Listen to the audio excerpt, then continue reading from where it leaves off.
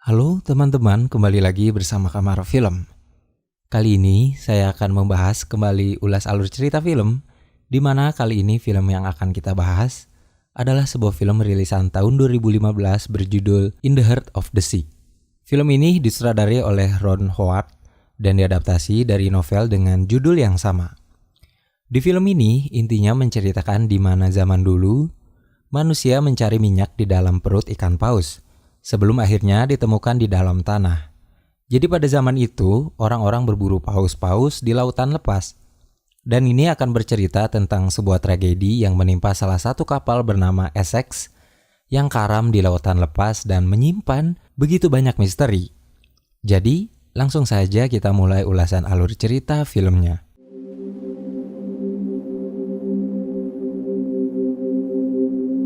Suatu malam, datanglah seorang penulis bernama Herman Melville menemui seorang pria tua bernama Tom Nickerson. Bukan tanpa alasan penulis itu menemui pria yang sepanjang hidupnya dihantui oleh masa lalunya yang sangat gelap. Penulis itu akan menanyakan segala sesuatu tentang karamnya kapal Essex.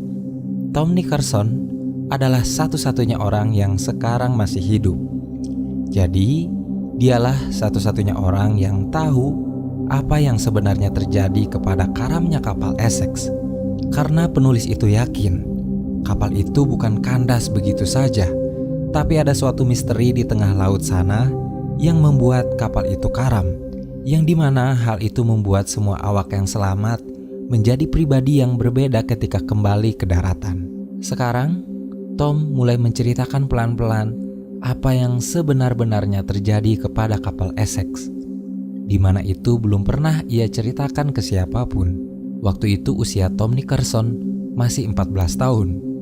Essex adalah kapal terakhir yang berlayar di tahun itu. Maka dari itu Tom mendapatkan kesempatan untuk berlayar. Kapten yang saat itu menangani Essex adalah George Pollard dan mualim pertamanya adalah Owen Cash. Essex akan segera berangkat. Semua awak sibuk memasang layar agar Essex bisa berlayar. Malamnya, mereka mulai dibagi-bagi tugas oleh Owen Cash. Pada saat itu, Tom Nickerson begitu mual. Karena itulah untuk pertama kalinya dia berlayar. Tanpa diduga, Owen Cash sang alim pertama itu memberikan wejangan yang begitu berarti untuk Tom. Malam tiba, hari kemudian berganti. Besoknya, Kapten meminta Owen untuk meminta layar tambahan. Owen tahu betul, itu bukanlah keputusan yang bijak, karena di depannya akan ada badai. Tapi akhirnya dia menuruti keinginan kapten itu. Kapten Pollard bukanlah kapten berpengalaman. Ia masih pemula. Karena ia lahir dari keluarga kaya raya, maka dari itulah dia bisa mendapatkan jabatan itu. Benar saja, sekarang Essex masuk di mana badai itu berada dengan kecepatan yang tinggi. Mereka terpontang-panting ke sana kemari. Untung saja Owen berhasil mengamankan Essex agar tak karam. Tapi sang kapten itu malah merasa itu adalah kesalahan Owen. Dia berlindung dari nama besarnya. Setelah 3 bulan berlayar, mereka akhirnya menemukan di mana para paus itu berada. Mereka semua senang bukan main. Akhirnya berkat keahlian Owen, satu paus berhasil mereka dapatkan. Mereka mengambil minyak ikan paus itu di dalam tubuhnya. Minyak itulah yang akan menghasilkan uang. Saat itu, Nickerson lah yang masuk ke dalam perut ikan paus itu untuk mengambil semua minyak yang ada di dalam perutnya. Karena hanya badan dia yang bisa masuk ke dalam perut ikan paus itu. Mereka kembali melanjutkan berlayar. Sudah sebulan semenjak paus pertama mereka dapatkan, belum ada tanda-tanda lagi keberadaan paus yang lain. Persediaan makanan sudah semakin berkurang. Akhirnya, mereka berlabuh untuk istirahat di sebuah tempat. Di sana mereka bertemu seorang kapten yang lain. Lalu, kapten itu berbicara kepada Owen dan Kapten Pollard. Dia bilang, 5.000 kilometer sepanjang cakrawala ada ratusan paus di sana. Tapi di sana, dia diserang oleh seekor paus yang begitu besar, di mana ia pertama kalinya melihatnya. Paus itu menewaskan sebagian besar awaknya. Tapi Owen dan Kapten Pollard merasa percaya diri akan menangani itu semua dengan mudah. Akhirnya mereka berlayar kembali menyusuri 5.000 km sepanjang cakrawala. Sudah 14 bulan mereka berlayar di lautan. Akhirnya mereka sampai di mana ratusan paus itu berada. Dengan wajah yang sangat gembira, mereka memburu paus-paus di sana. Lalu kemudian, sekoci di mana Owen berada seperti ditabrak oleh sesuatu dan berhasil membalikan sekoci itu. Ternyata itu adalah seekor paus yang begitu besar. Owen kembali ke Essex. Di sana dia memperbaiki sekoci itu. Ada sesuatu yang kembali menabrak Essex. Essex ditabrak seekor paus raksasa. Owen semakin tertantang untuk melumpuhkan paus raksasa itu. Dia menancapkan panah itu, tapi paus itu begitu kuat, ia merusak kapal itu dengan sangat cepat. Sekarang Essex mengalami kerusakan yang begitu parah. Air sudah mulai masuk ke dalam. Mereka membawa semua perlengkapan makanan dan yang lainnya ke dalam sekoci. Minyak-minyak ikan paus yang sebelumnya mereka dapatkan mulai tumpah, membuat itu meledak terkena percikan api. Sekarang Essex sudah sepenuhnya karam, tak lagi bisa digunakan. Para awak yang tersisa menggunakan sekoci yang terbagi menjadi 3 kelompok. Mereka kembali pulang dengan sekoci itu. Tapi perjalanan pulang begitu sangat jauh. Tak ada satupun daratan yang dekat dengan mereka.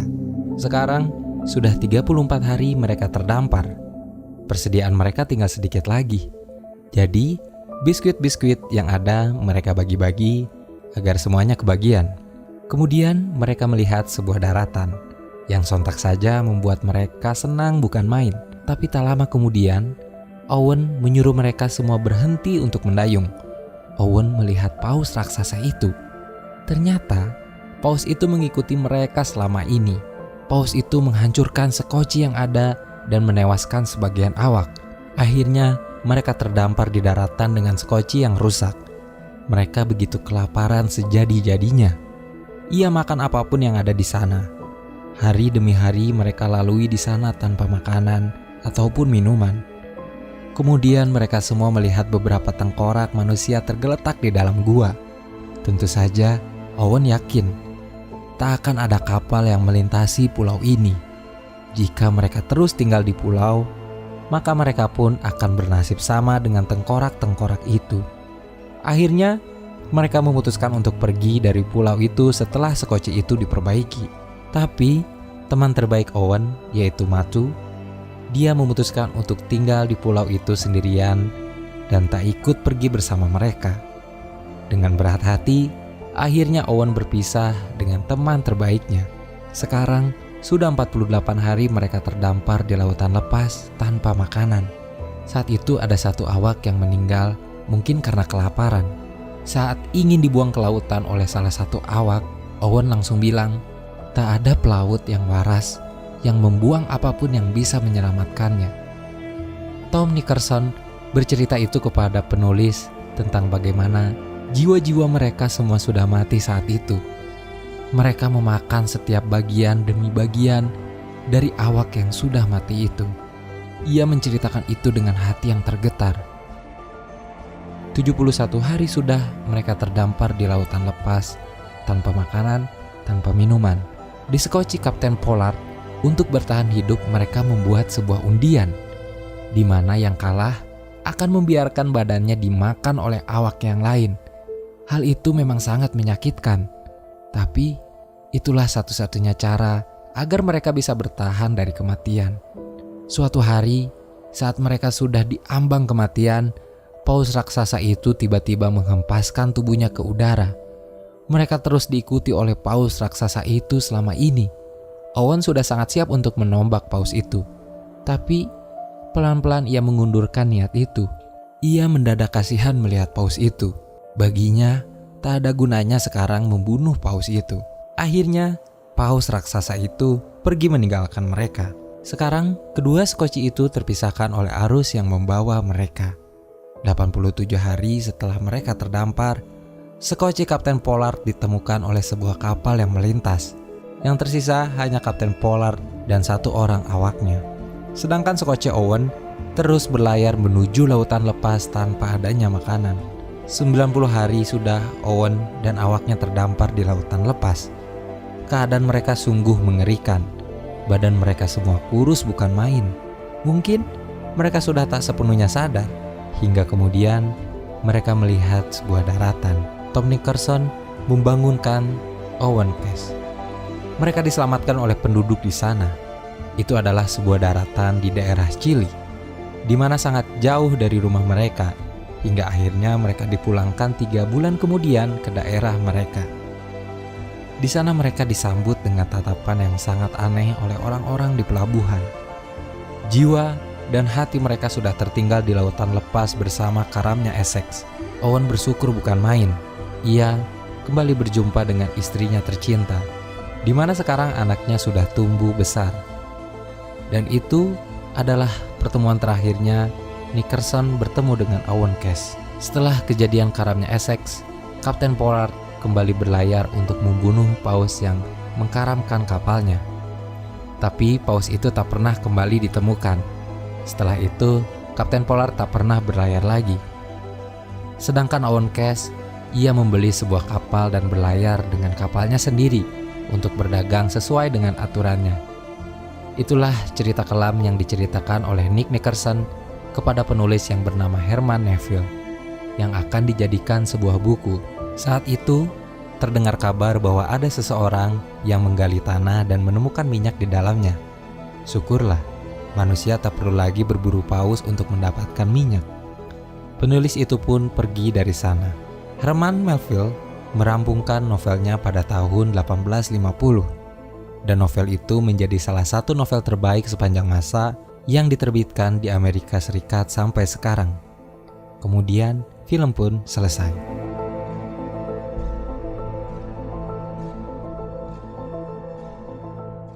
Gimana filmnya? Menurut saya ini adalah salah satu film terbaik yang pernah saya tonton. Bagaimana film ini berhasil membuat siapapun yang menontonnya akan terbawa emosi sekaligus sedih ketika melihat perjuangan mereka semua untuk bertahan hidup. Itu dia ulasan film kali ini. Untuk kalian yang ingin request, jangan sungkan-sungkan untuk komentar di kolom komentar. Dan film ini pun memang berasal dari requestan seseorang. Dan untuk kalian yang memang punya kritik dan saran, jangan sungkan-sungkan juga untuk komentar. Sampai ketemu di pembahasan film selanjutnya, dan terima kasih. Wassalamualaikum warahmatullahi wabarakatuh.